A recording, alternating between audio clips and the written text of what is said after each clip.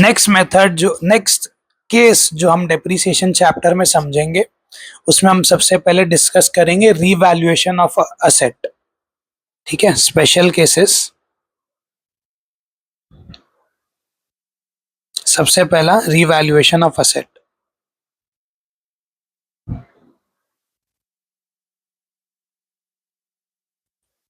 देखो क्या होता है, हम असेट बाय करते हैं, फिर वो असेट हम परचेज करते हैं, हम उस असेट को सालों तक यूज करते हैं। जैसे फॉर एग्जांपल कोई अगर फैक्ट्री है, फैक्ट्री लैंड बाय करेगी, वहां पर अपना फैक्ट्री बिल्ड करेगी, फिर उस फैक्ट्री को सालों तक यूज करेगी। ठीक है, उस फैक्ट्री को उन्होंने बाय किया होगा लेट्स से 40 इयर्स पहले, 50 इयर्स पहले उन्होंने लैंड बाय किया होगा, बनाया होगा, तब बन गई होगी वो लेट्स से 1 लाख रुपीज में। बट आज उसी फैक्ट्री की वैल्यू तो करोड़ ऑफ रुपीज हो जाएगी, बरोबर। लेकिन अगर ये फैक्ट्री को तो हम कॉस्ट पे रिकॉर्ड करते हैं, इनफैक्ट हम इसको डेप्रिशिएट करेंगे, बिल्डिंग को, लैंड को नहीं करेंगे, बट बिल्डिंग पोर्शन को डेप्रिशिएट करेंगे, उसकी वैल्यू बहुत कम दिख रही होगी। वहीं अगर कोई नई फैक्ट्री डाल दे, सेम लाइन ऑफ बिजनेस कोई नई फैक्ट्री डाल दे आज की डेट में, तो उसको करोड़ ऑफ रुपीज स्पेंड करना पड़ेगा, बरोबर। अब लेट्स से कोई इन्वेस्टर आता है, वो factory let's say factory A built in 1980, इसका कॉस्ट अब दिख रहा है, वैल्यू हमारी बुक्स में 1 लाख रुपीस। वहीं पर factory be built in 2020, 40 years बाद, उसका कॉस्ट बन रहा है, सेम फैक्ट्री है, सेम साइज है, सेम प्रोडक्शन कैपेसिटी है, इसका कॉस्ट आ रहा है लेट्स से 1 करोड़ रुपीस। ठीक है, इतना गैप आ रहा है। अब एक बात समझो, अगर कोई इन्वेस्टर आता है, वो इन दोनों के फाइनेंशियल्स चेक करता है, फैक्ट्री ए दिखती है उन्हें 1 लाख रुपीस, उसमें भी डेप्रिशिएट करके तो बहुत कम हो गई होगी, और फैक्ट्री बी दिख रही है 1 करोड़ रुपीस। फैक्ट्री सेम है, हाँ ये थोड़ी पुरानी है, बट पुरानी होने से क्या फर्क पड़ रहा है, फैक्ट्री है, प्रोडक्ट बनाना है, अगर वो उतना ही प्रोडक्ट बना सकती है तो सेम ही बात होती है। बट इन्वेस्टर को क्या दिखेगा, अरे इसकी फैक्ट्री तो सस्ती है, इसकी फैक्ट्री महंगी है, समझ रहे हो।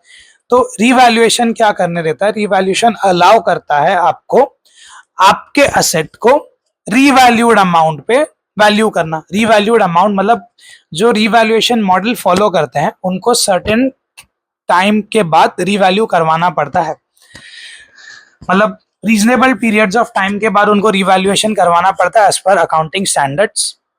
तो लेट्स से अगर अब हमारा फर्स्ट वाला एग्जांपल लेते हैं, ठीक है, जहां पर मशीनरी हमने बाय करी थी 50 लाख में और उस पर 20 लाख से एक्सपेंस किया था, 70 लाख हो गया था उसका वैल्यू।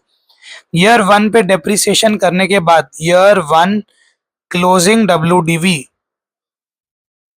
डब्ल्यूडीवी और बैलेंस हमारा आ रहा था 63 लाख।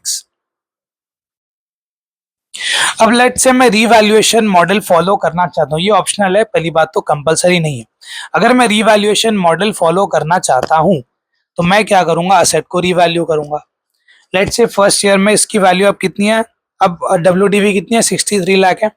मैं इसका रीवैल्यूएशन कराता हूँ और मुझे इसका वैल्यू आता है 70 लाख रुपीस, मतलब उस टाइम पे भी 70 का मिल रहा था, आज भी मेरा जो मशीन है एकदम चकाचक है, भले फर्स्ट हैंड मशीनरी का रेट इंक्रीज हो गया बट मेरा सेकंड हैंड का 70 लाख मुझे फेच हो जाएगा, मैं बेचूंगा तो 1 ईयर के बाद। ठीक है, तो अब मुझे 7 लाख से वैल्यू को इंक्रीज करना है। अच्छा, increase in asset is to be debited, तो ठीक है, सबसे पहला अपर रिवैल्यूएशन डिस्कस कर रहे हैं, फर्स्ट टाइम अपर रिवैल्यूएशन।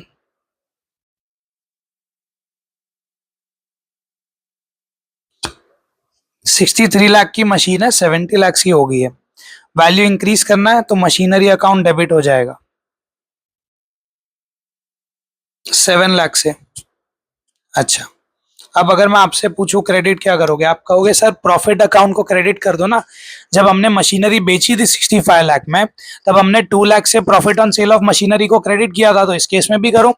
नहीं, बट इसमें ये जो प्रॉफिट है ये अनरियलाइज प्रॉफिट है, उस केस में आपने मशीन सेल कर दी थी, बरोबर, तो वो प्रॉफिट आपको मिल गया था, इस वजह से आप डायरेक्टली प्रॉफिट को क्रेडिट कर सकते थे। इस केस में क्या है, ये प्रॉफिट अनरियलाइज्ड है। हम एक प्रिंसिपल फॉलो करते हैं जिसका नाम है प्रिंसिपल ऑफ कंजर्वेटिज्म। अकाउंटिंग का बेस होता है conservatism, is a very basic principle, और ये फॉलो करना ही पड़ेगा, चाहे बड़ी सी बड़ी कंपनी हो या छोटी से छोटी कंपनी हो।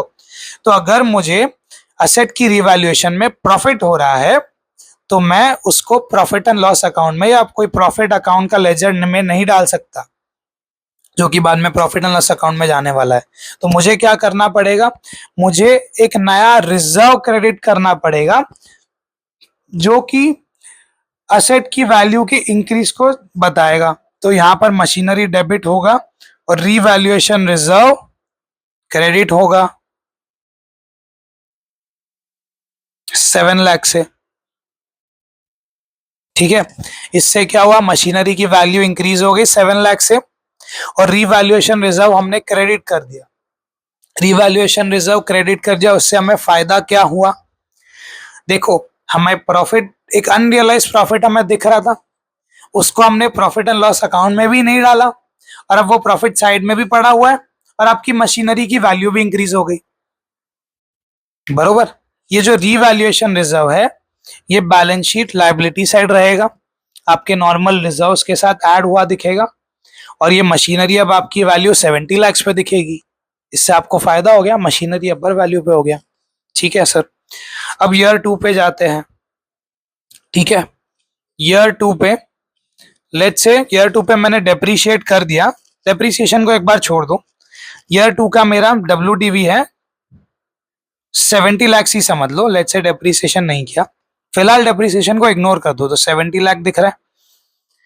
अब लेट्स से मैंने ईयर 2 पे फिर से रिवैल्यू किया उसको, और अब मेरा रिवैल्यूड अमाउंट आ रहा है मशीनरी का 65 लाख रुपीस। कितना आ रहा है, 65 लाख रुपीस। केस 1 ले रहा हूं मैं, ठीक है, इसमें 2 केस डालूंगा। Case 1, new value is 65 lakh rupees. पिछली बार मैंने क्या समझा था, देखो जो मशीनरी मेरे बुक्स में 63 लाख पे पड़ा था, मैंने समझा था कि उसका वैल्यू 70 लाख है, तो मैंने 7 लाख से वैल्यू इंक्रीज कर दिया था और रिवैल्यूएशन रिजर्व को क्रेडिट कर दिया था। अब इस ईयर मुझे पता चला कि इसका वैल्यू 70 लाख नहीं है, इसका वैल्यू तो 65 लाख ही है। तो मुझे क्या करना चाहिए, मैंने इस एंट्री को पास किया था, मुझे इस एंट्री को रिवर्स करना चाहिए ना, एक्चुअली में उतना वैल्यू है ही नहीं, तो मुझे इस एंट्री को रिवर्स करना चाहिए, लेकिन पूरा नहीं करूंगा मैं, जितना वैल्यू उसका रिड्यूस हुआ है उतना ही वैल्यू मैं रिवर्स करूंगा इसका। तो रिवैल्यूएशन रिजर्व अकाउंट डेबिट होगा, मशीनरी अकाउंट क्रेडिट होगा, बट अमाउंट आएगा सिर्फ 5 लाख। क्यों, हमारा WDV कितना दिख रहा था, 70 लाख, बट नया वैल्यू कितना है, 65 लाख। तो 5 लाख से मशीनरी का वैल्यू रिड्यूस करना पड़ेगा। पिछली बार मैंने 7 लाख से इंक्रीज किया था और रिवैल्यूएशन रिजर्व में डाला था, तो अब उसी को यूज करके रिवर्स कर दूंगा। अच्छा ठीक है सर, केस 2 डिस्कस करो सर। केस 2 क्या है कि हमारा न्यू वैल्यू आ जाता है 60 लैक्स। इस केस में मुझे क्या करना पड़ेगा सर, एंट्री का एक पार्ट तो सेम रहेगा कि रीवैल्यूएशन रिजर्व को डेबिट करना पड़ेगा। हम 63 लाख से 70 लाख पर लेके गए थे, 7 लाख का हमें इंक्रीज बताया था, बट अब हमें रियलाइज हो रहा है कि 7 लाख का इंक्रीज होना ही नहीं चाहिए था, तो उसको तो रिवर्स करेंगे, तो रीवैल्यूएशन रिजर्व टू मशीनरी कर देंगे। बट मेरे रीवैल्यूएशन रिजर्व में बैलेंस ही कितना पड़ा है, 7 लैक्स, तो मैं कितना रिवर्स कर सकता हूं, 7 लाख ही रिवर्स कर सकता हूं, बरोबर। लेकिन सर मशीनरी की वैल्यू तो 60 लाख हो गई है ना, 10 लाख से रिड्यूस करना पड़ेगा। WDV कितना था ईयर स्टार्ट पे, 70 लाख, अब कितना वैल्यू हो गया, 60 लाख, यानी 10 लाख से तो रिड्यूस करना पड़ेगा मशीनरी के बैलेंस को। हाँ सर, तो क्या करे, देखो बचा हुआ जो 3 लाख है ये आपका एक्सपेक्टेड लॉस है। कंजर्वेटिज्म क्या बोलता था कि सर हमें एक्सपेक्टेड इनकम या गेन को रिकॉर्ड नहीं करना है, हाँ इसके लिए हमने रिवैल्यूएशन रिजर्व को क्रेडिट किया था। लेकिन कंजर्वेटिज्म ये भी बोलता है कि हमें एक्सपेक्टेड एक्सपेंसेस लॉसेस को रिकॉर्ड करना चाहिए। बरोबर। तो इस केस में मैं डेबिट करूंगा प्रॉफिट एंड लॉस अकाउंट को, जो बचा हुआ 3 लाख है ना, क्योंकि वो एक्सपेक्टेड एक्सपेंस या लॉस है, इस वजह से ये 3 लाख डेबिट हो जाएगा।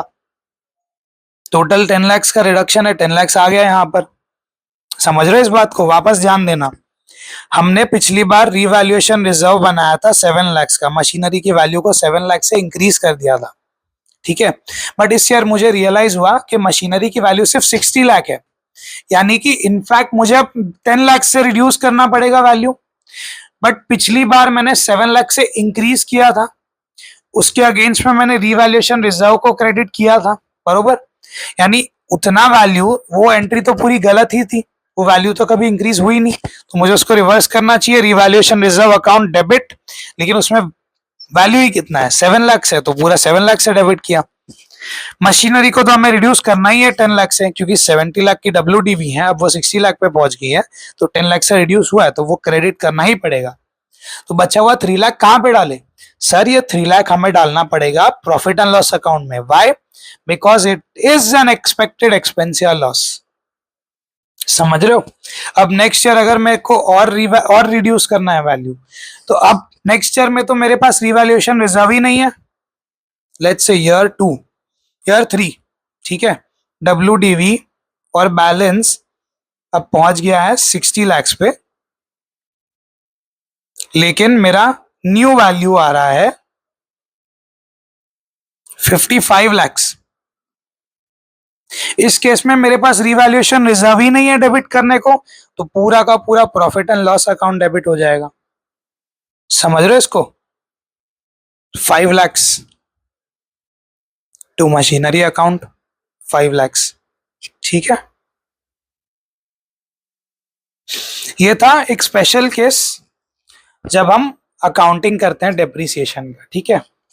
अब स्पेशल केस 2 आ रहा है, ये स्पेशल केस है कैलकुलेशन फॉर डेप्रिसिएशन से रिलेटेड। वहां पर अगर हम मेथड ऑफ कैलकुलेटिंग डेप्रिसिएशन को चेंज करना चाहते हैं between the life of asset, ठीक है, change in method of calculating depreciation.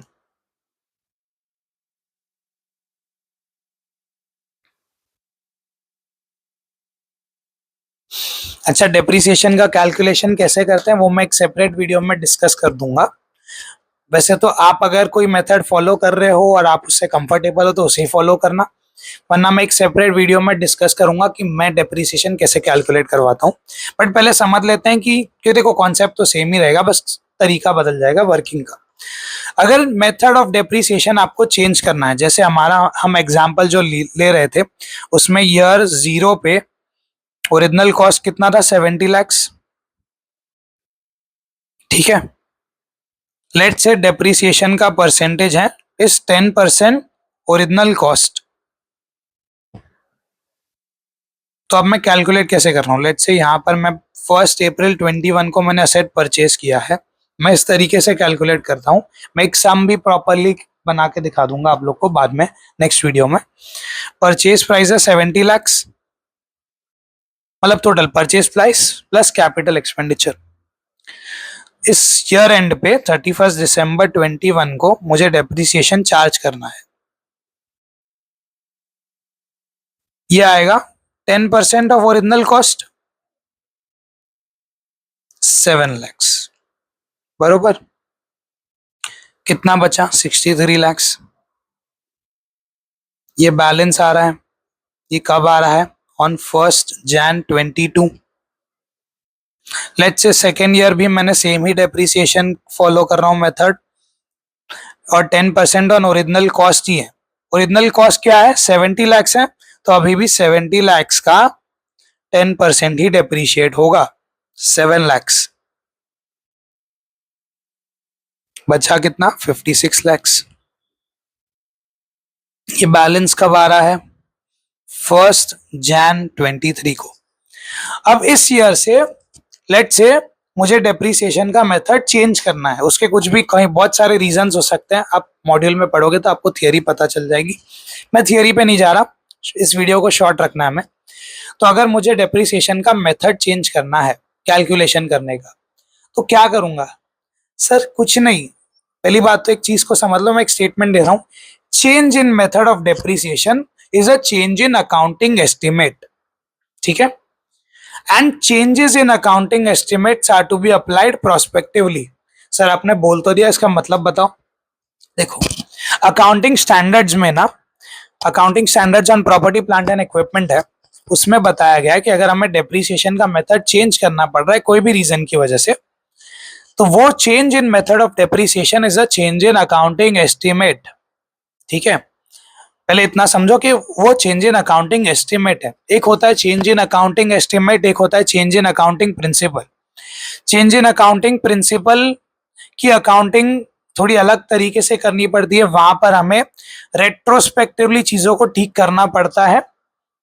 But change in accounting estimate में हमें प्रोस्पेक्टिवली चीजों को ठीक करना पड़ता है। प्रोस्पेक्टिवली मतलब सर, प्रोस्पेक्टिवली मतलब अब तक जो करते आए वो किया, वो जाने दो, आगे से इस तरीके से करना है, उसका मतलब होता है प्रोस्पेक्टिवली। कुछ किसी चीज को अगर हम प्रोस्पेक्टिवली लगाते हैं, जैसे कई बार आपको कहते हैं पता है कि बी रेट्रोस्पेक्टिव, हमें चीजों को रेट्रोस्पेक्टिवली चीज ठीक करना चाहिए, बट हम क्या करते हैं, एक बार हम लेट्स से हमसे कुछ गलती हो जाती है, फिर हम उसे ठीक करने के बैठते हैं, उसे कहते हैं प्रोस्पेक्टिव रेक्टिफिकेशन।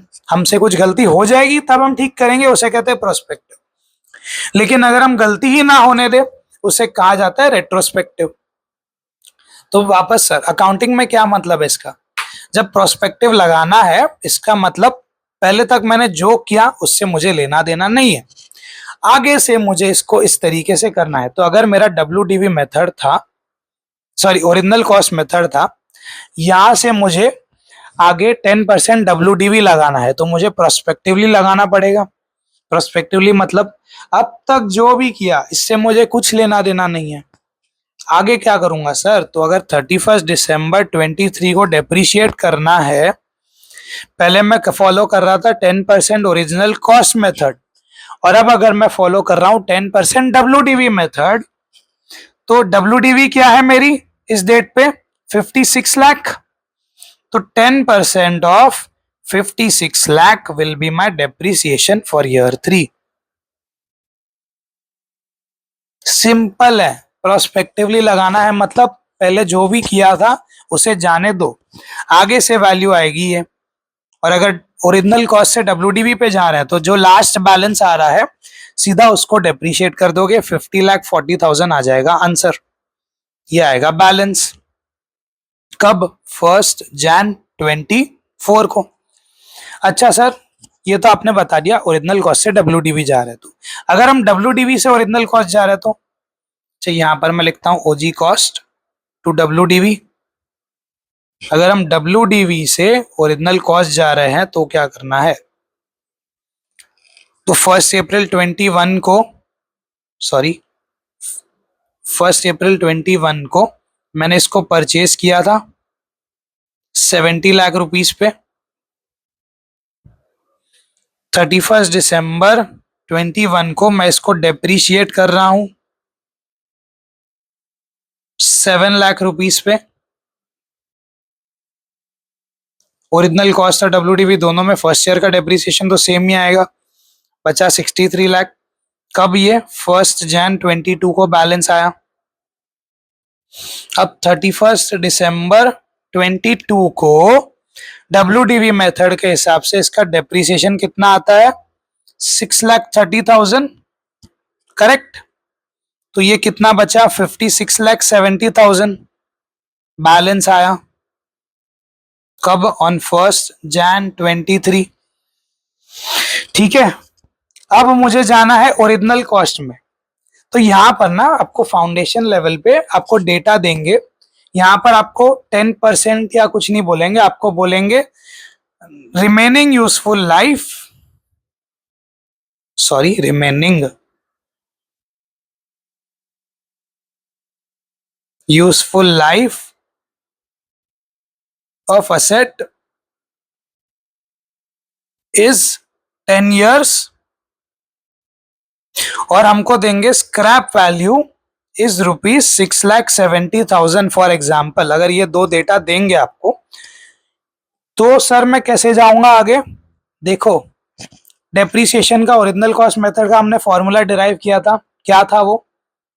वैसे तो original cost minus scrap value divide by useful life आ रहा था, बट मैंने आपको बताया था original cost minus scrap value तो बाद में आप फॉर्मूला लगा रहे हो डेप्रीशिएबल अमाउंट का, बट एक्चुअल उसका फॉर्मूला क्या है ओरिजिनल कॉस्ट मेथड का? डेप्रीशिएबल अमाउंट, या सेकेंड फॉर्मूला अगर मैं बोलूं तो depreciable amount divide by useful life है, बरोबर। डेप्रीशिएबल अमाउंट होता क्या है? असेट की वैल्यू का वो अमाउंट जो हमको डेप्रीशिएट करना है ओवर इट्स ईयर्स। इस केस में मेरी असेट की वैल्यू कितनी दिख रही है? 56,70,000। क्या मुझे पूरा डेप्रीशिएट करना है? अरे नहीं ना, 6,70,000 तो रिटर्न मिल जाएगा ना मुझे। तो इस असेट की लाइफ के एंड पे 6,70,000 रिटर्न मिल जाएगा मुझे, बरोबर। तो डेप्रीशिएबल अमाउंट कितना बच रहा है इस असेट का?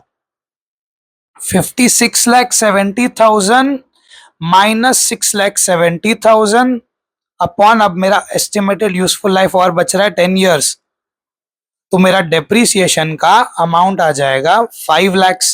50 लाख डिवाइड बाय 10 ईयर्स, तो अब मैं हर साल असेट को डेप्रीशिएट करूंगा 5 लाख पे। तो 31 दिसंबर 23 को मैं डेप्रीशिएट करूंगा 5 लाख रुपीज से, और फिर मेरा बैलेंस आएगा 51,70,000 ऑन 1 Jan 24। ये आपके सिलेबस के सारे केसेस कवर हो गए डेप्रीसिएशन चैप्टर के। मैं ट्राई करूंगा एक सम सॉल्व करने को, एंड उसका भी मैं वीडियो अपलोड कर दूंगा इफ पॉसिबल।